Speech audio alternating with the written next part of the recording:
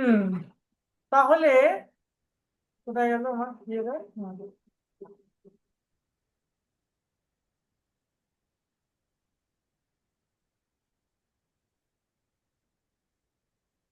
Geography of India peninsula.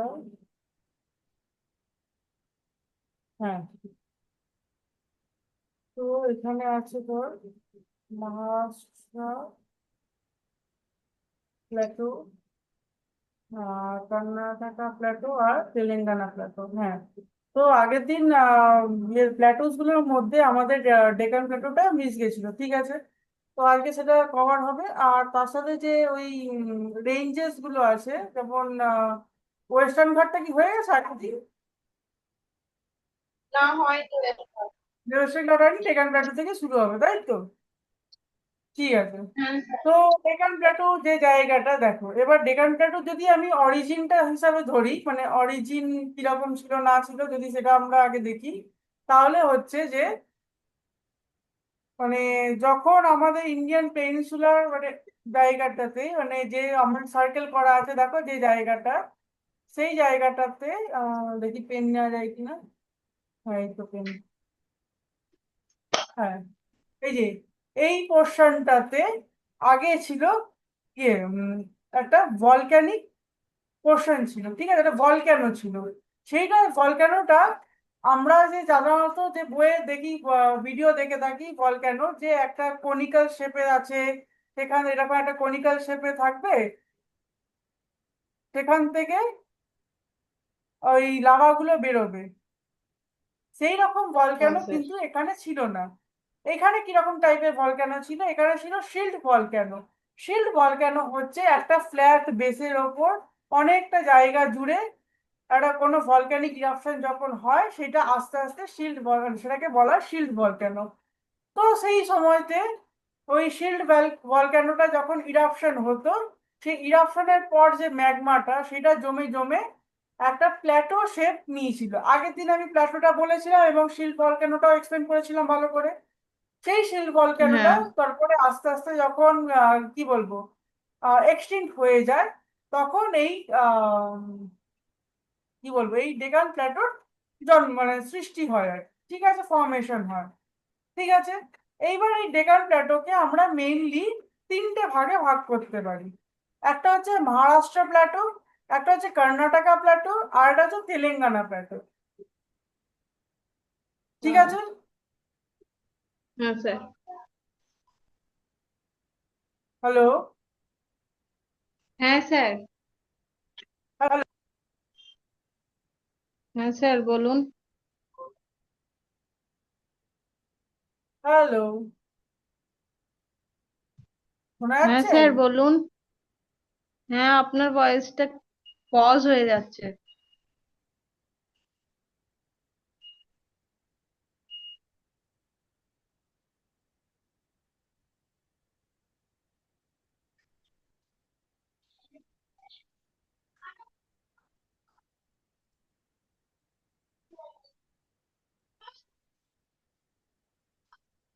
Hello.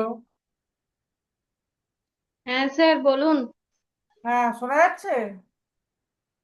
হ্যাঁ, এবার শুনতে পাচ্ছি। হ্যাঁ, তো কত অবধি শুনলে? কানেকশনটা মাঝখানে লস্ট হয়ে গেছে। হ্যাঁ, আপনার পজ হয়ে যাচ্ছিল ভয়েসটা। হ্যাঁ, কত অবধি শুনেছো বলো? স্যার ওই মানে প্লেটুটা কিভাবে প্রসিডিউর হয় দিয়ে তারপর থেকে আর হ্যাঁ, শুনতে পাইনি। প্লেটের ফর্মেশন অবধি শুনতে পেয়েছো, ঠিক আছে। হ্যাঁ, এইবার তাহলে পরের যে পোর্শনটা আছে সেটা হচ্ছে তোমার হ্যাঁ, পরের যে পোর্শনটা হচ্ছে সেটা মানে পরের আমরা যেটা টপিকে যাচ্ছি, যে এই ডেকান প্ল্যাটো মেইনলি তিন ভাগে ভাগ। একটা হচ্ছে মহারাষ্ট্র প্ল্যাটো, একটা হচ্ছে কর্ণাটকা প্ল্যাটো, আর একটা হচ্ছে তেলেঙ্গানা প্ল্যাটো। ক্লিয়ার? হ্যাঁ হ্যাঁ। তো মহারাষ্ট্রের প্ল্যাটো যেটা হচ্ছে তোমার ব্যাসাল্টিক লাভা দিয়ে তৈরি। এই ভলক্যানো পড়ার সময় ক্লাস 11 যখন ছিল পুরো সেটা হচ্ছে তোমার ব্যাসাল্টিক লাভা দিয়ে তৈরি।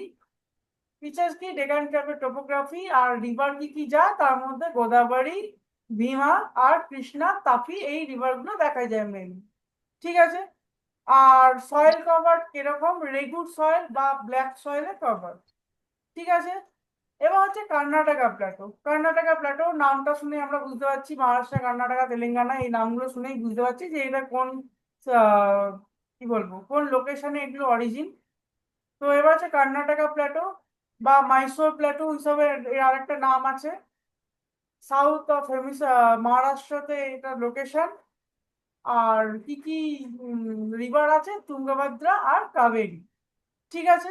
এইগুলো নামগুলো একটু হুম। মনে রাখবে। তারপর তেলেঙ্গানাতে কি কি রিভার আছে, তেলেঙ্গানা প্ল্যাটোতে গোদাবরী, কৃষ্ণা আর পান্নির বা পেন্নার। ঠিক আছে। তো এই হ্যাঁ। ছিল আমাদের ডেকান প্ল্যাটো নিয়ে। এবার ডেকান প্ল্যাটো নিয়ে আলাদা করে যেটা আর কি বলার আমার, সেটা হচ্ছে তোমার ডেকান প্ল্যাটোর যে অরিজিন বা অরিজিনটা না, মানে অ্যাকচুয়ালি ডেকান প্ল্যাটোর ইম্পর্টেন্স কি হতে পারে।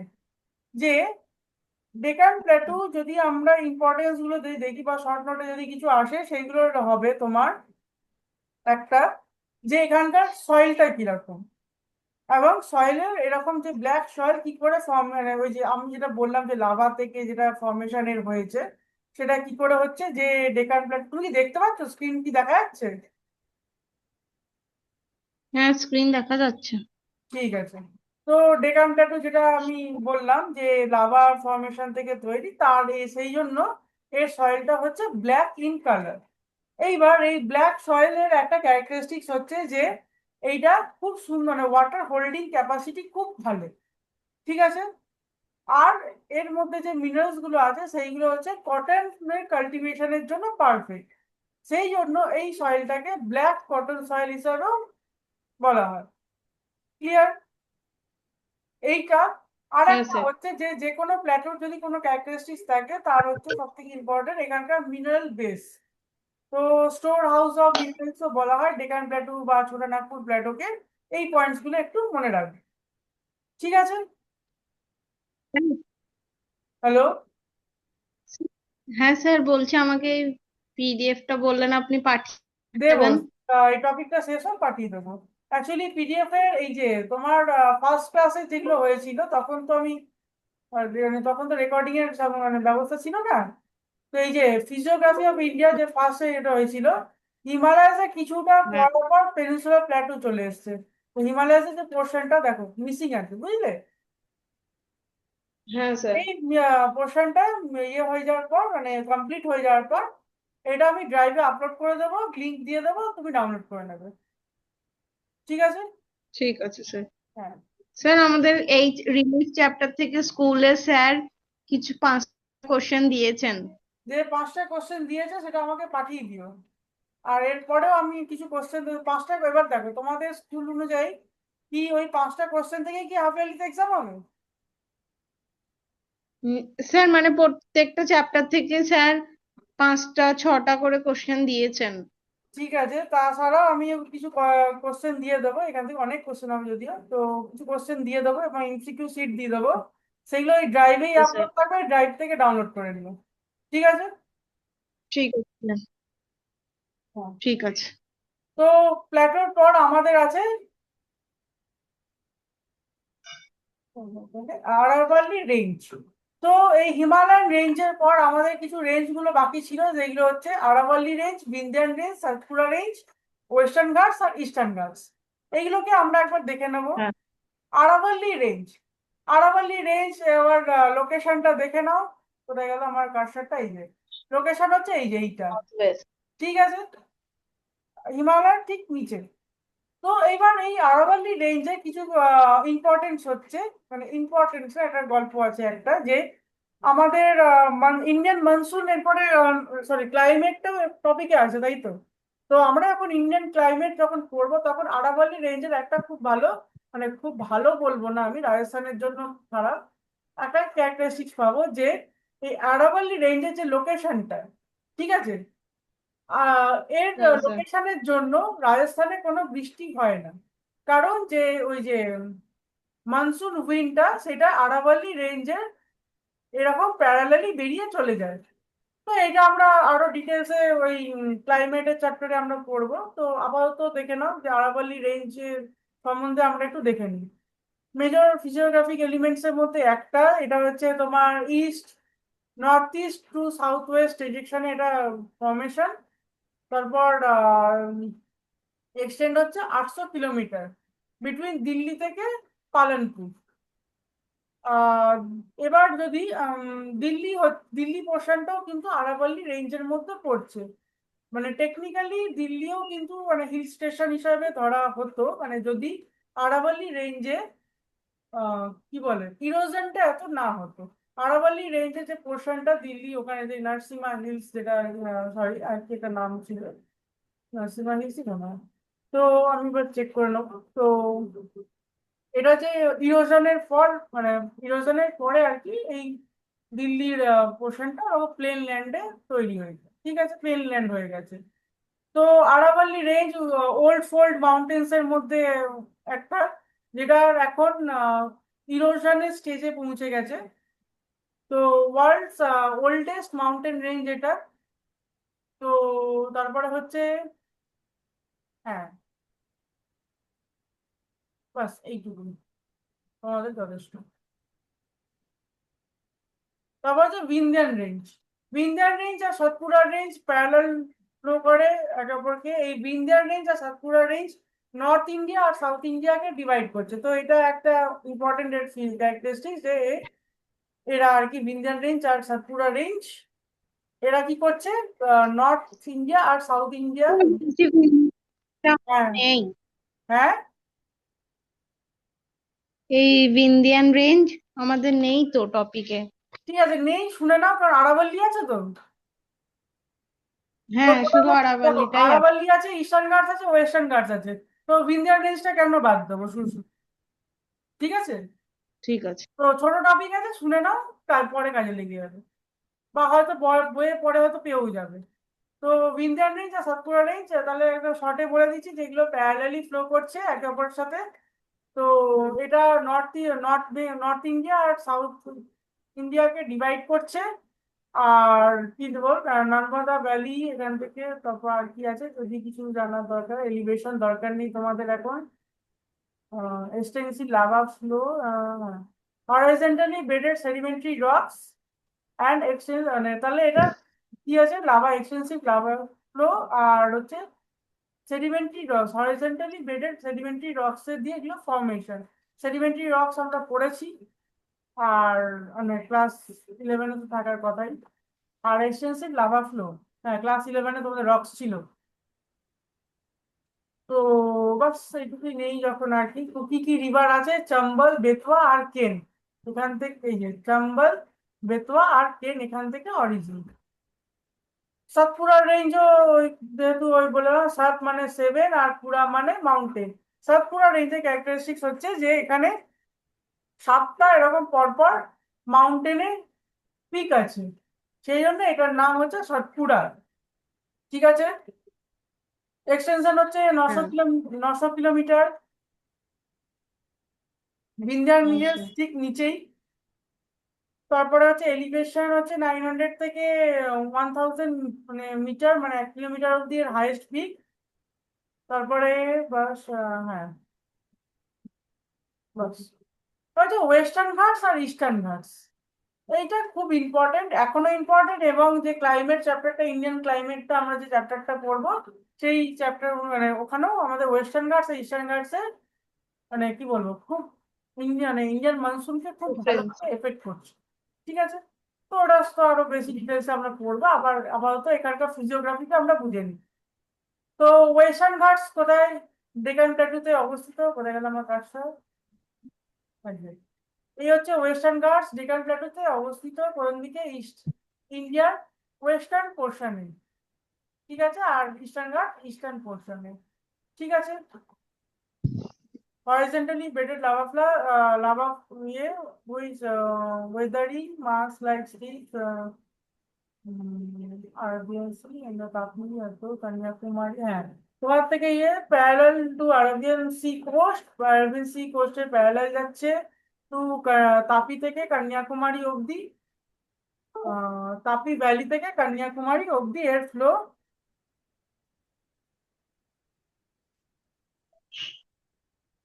তারপর হচ্ছে অ্যাভারেজ এলিভেশন হচ্ছে 1000 মিটার অব্দি। কোথায় গেছে, হ্যাঁ। তো বাস এইটুকুই। মেজর পিকস গুলো নাম যদি থাকে থাকে তোমাদের সিলেবাসে দেখে নিও। এখান থেকে কিছু ডাউট থাকলে বলো। আর এটা আরেকটা নাম না, হচ্ছে সিয়াদ্রি। হ্যাঁ বলো। না, এই মেজর আচ্ছা, পিক্স এর দাও। নাম নেই। আর এখান থেকে কোনো টপিকসের ডাউট নাম নেই। তোমাদের সিলেবাসটা অনেকটাই ছোট, ক্লাস 12 এর সিলেবাস অনেকটাই ছোট, তো এত কিছু লাগবে না। তো হ্যাঁ, যখন আমরা এইটার মানে কি বলবো, এটার কাজ আমাদের ইন্ডিয়ান মনসুনের যে কাজটা সেটা যখন আমরা করবো তখন আমরা দেখবো যে এই যে ওয়েস্টার্ন যে মনসুন উইন্ড, কোথায় গেল আমার কার্সর, হ্যাঁ, ওয়েস্টার্ন মনসুন যে উইন্ডটা সেটা এই দিক দিয়ে ফ্লো করছে, ঠিক আছে। তো ওয়েস্টার্ন ঘাটসে কি যখন ফার্স্ট হিট করবে তখন এই কেরল পোর্শনে আমাদের ফার্স্ট রেনফল ইন্ডিয়াতে দেখা যায়, ইন্ডিয়ান মেনল্যান্ডে কেরল পোর্শনে বেশি রেনফলটা দেখা যায় এই ওয়েস্টার্ন ঘাটসের জন্য। তারপরে আবার ডাইরেকশনটা চেঞ্জ হয়ে গিয়ে সোজা বেরিয়ে যায়। তারপর আরাবল্লী রেঞ্জের প্যারালাল হয়ে মাউন্ট এভারেস্টে, মানে সরি, হিমালয়ান রেঞ্জে গিয়ে ধাক্কা খায়। এটা আমরা ডিটেলসে আরো মনসুনে গিয়ে পড়বো। তো ইস্টার্ন ঘাটস ওয়েস্টার্ন ঘাটস এর বেসিক যা যা ওই ফিচার্স, তোমার ওই কি বলো ফ্যাক্টস আছে একবার দেখে নিও। তারপরে তো আসি। হ্যাঁ, তারপর হচ্ছে ইস্টার্ন ঘাটস, ঠিক আছে। ইস্টার্ন ঘাটের যে গল্পটা হচ্ছে আচ্ছা, এই মিডিল সেকশনটা, তো মিডিল সেকশনে হচ্ছে নীলগিরি। ইস্টার্ন ঘাট আর ওয়েস্টার্ন ঘাটের যে মিডিল সেকশন সেটা হচ্ছে নীলগিরি পর্বত। নাম হয়তো আছে তোমাদের, নীলগিরি আছে সিলেবাসে। হুম। হ্যাঁ স্যার, নিচে হ্যাঁ, নীলগিরি। তো extend into the Nilgiri hills in Tamil Nadu, ঠিক আছে। কম্পোজ অফ আর্টিয়াম জেনেসিস, আর হচ্ছে টেরেন দরকার নেই। পিক্সেলও তো তোমাদের আশা করি দেবে না। হ্যাঁ, দোদা বেতা,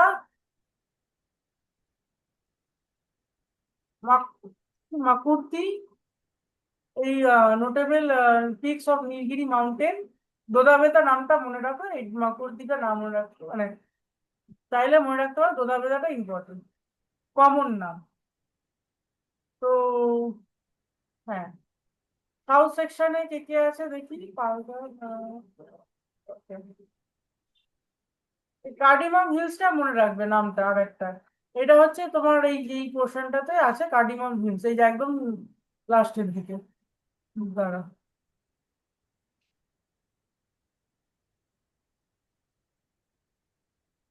হুম,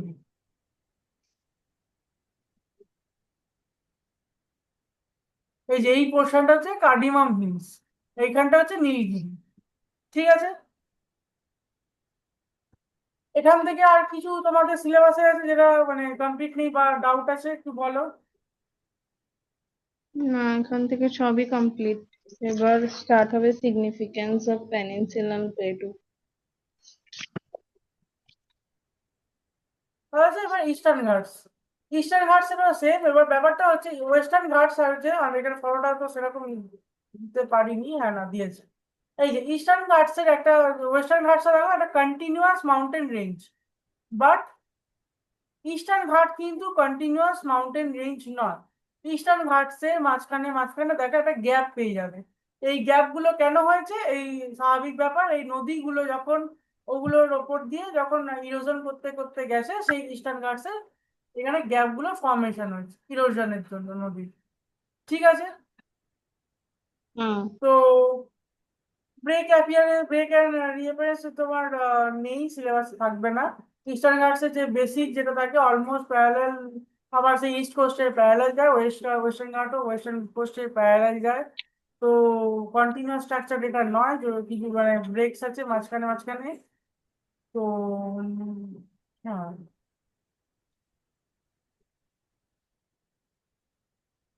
তো কি কি আছে এখানে, Godavari valley dividing the line, এখানে তো ফার্স্ট কে ক্রস করেছে, প্রথমে হচ্ছে গোদাবরী ভ্যালি, তারপর হচ্ছে কৃষ্ণা আর কাবেরী, এই তিনটে রিভার মিলে ওয়েস্টার্ন ইস্টার্ন ঘাটকে ব্রেক দিয়ে দিয়েছে, ঠিক আছে।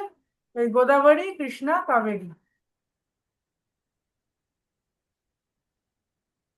মহানদী, গোদাবরী, কৃষ্ণা, কাবেরী, এই 3-4টে রিভার মিলে এগুলোকে ব্রেক ব্রেক দিয়ে চলে যাচ্ছে। তারপর আছে এই যে বিটুইন, আবার এক একটা নতুন ব্রেকের, এই এক একটা ব্রেকের নাম আছে, তোমাদের এত ডিটেলসে নেই। প্রথমে আছে গোদাবরী, কৃষ্ণা, ঠিক আছে। আবার রিঅ্যাপিয়ারেন্স আছে, থাকবে না হয়তো এগুলো। এই পোর্শনটা আমি দেখে না, তোমার বইটা একটু দেখো, যদি কিছু মানে ডিফারেন্স যদি থাকে বা মিসিং যদি থাকে আমাকে একটু বলে।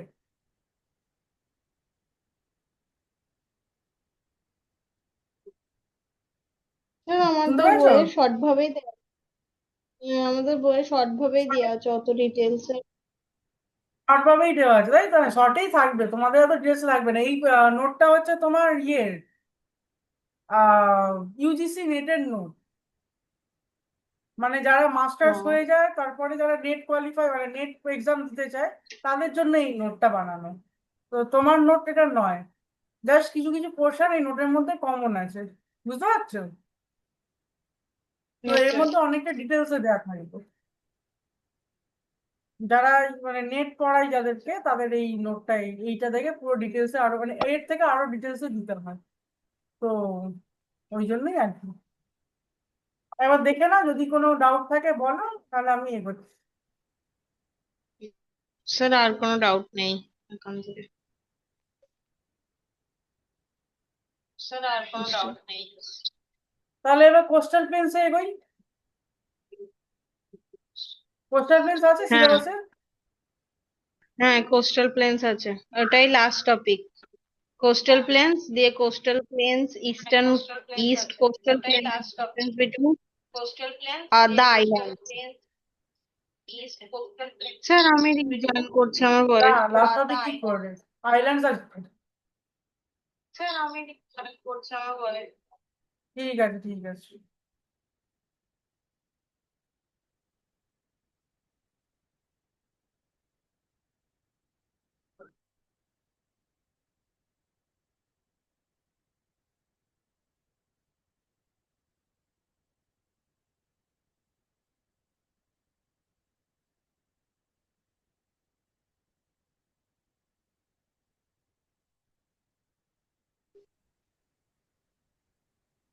হ্যাঁ স্যার।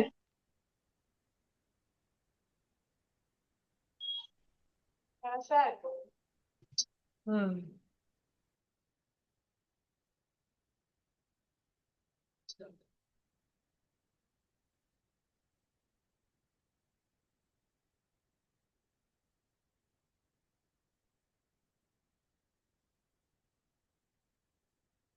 হ্যাঁ, তো কোস্টাল প্লেন্স, তো যেটা বললাম ওয়েস্টার্ন কোস্টে মানে western coast, sorry western Ghats বরাবর সময় যে আমরা বললাম যে ওয়েস্টার্ন ঘাটস হচ্ছে ওয়েস্টার্ন কোস্টাল প্লেন্সে প্যারালাল রান করছে।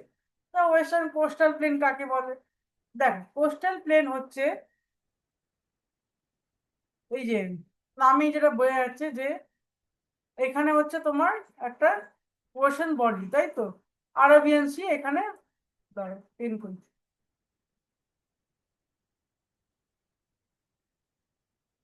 বাদ দাও। কার্সার দেখতে পাচ্ছ?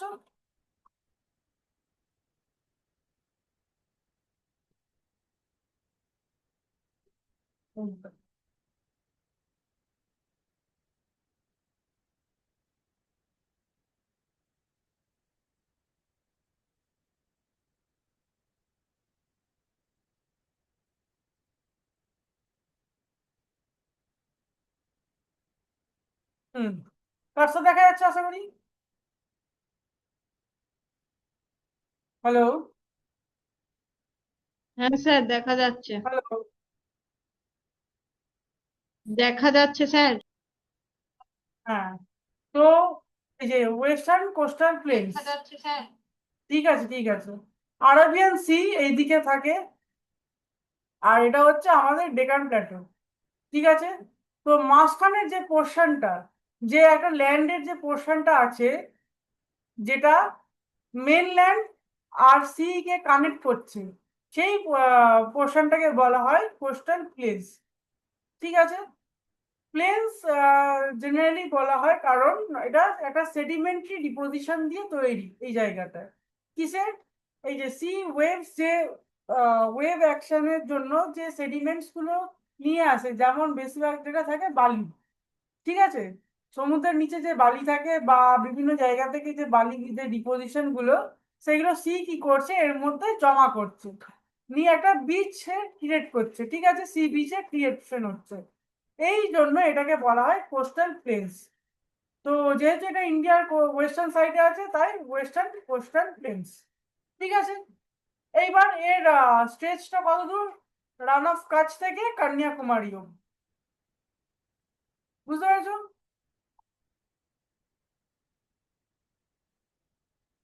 হ্যাঁ স্যার।